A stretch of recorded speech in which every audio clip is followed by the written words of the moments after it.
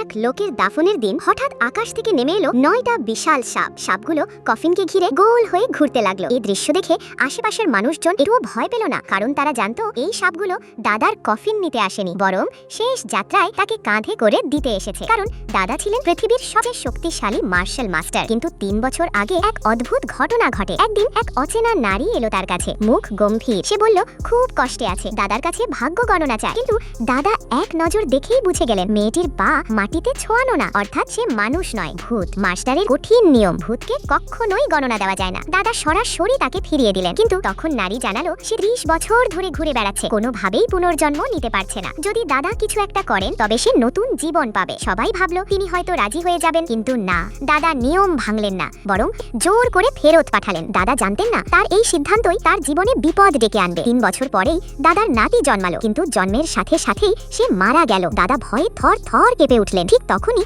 হাজির হলো সেই নারী ভূত। ঠান্ডা গলায় বলল এটা তার প্রতিশোধ। দাদা তাকে সাহায্য না করায় সে তার প্রাণ কেড়ে নিয়েছে। দাদা রাগে ফেটে পড়লেন, এবার তিনি ছাড় দেবেন না। নরকের রাজার সাথে কথা বলে নাতির আত্মা ফিরিয়ে আনলেন। অবাক কাণ্ড, নাতি সঙ্গে সঙ্গে জীবিত হয়ে উঠল। তারপর দাদা শক্তিশালী মন্ত্র পড়ে সেই নারী ভূতকে একটি ছবির ভিতর সিল মোহর করে বন্দি করে ফেললেন। এখন সে আর কখনো মানুষ হতে পারবে না। কিন্তু দাদার বিপদ শুরু এখান থেকে। স্বর্গীয় ব্যবহার করে তিনি স্বর্গের নিয়ম ভেঙেছেন। তার আয়ু 30 বছর কমে গেল। চোখ, নাক, কান দিয়ে রক্ত পড়তে লাগলো। দাদা বুঝলেন তার শেষ সময় এসে গেছে। তিনি নাতিকে ডেকে বললেন তুই যে আজ বেঁচে আছিস এটা স্বর্গ থেকে ধার করে আনা জীবন। আমি মরলে তোর জন্য বিপদ নামবে। আজই বাড়ি ছেড়ে চলে যা, না হলে পুরো পরিবার স্বর্গীয় শাস্তিতে পড়বে। তারপর তিনি 3টি নির্দেশ দিলেন। সব কথা বলে দাদা শেষ নিঃশ্বাস ত্যাগ করলেন।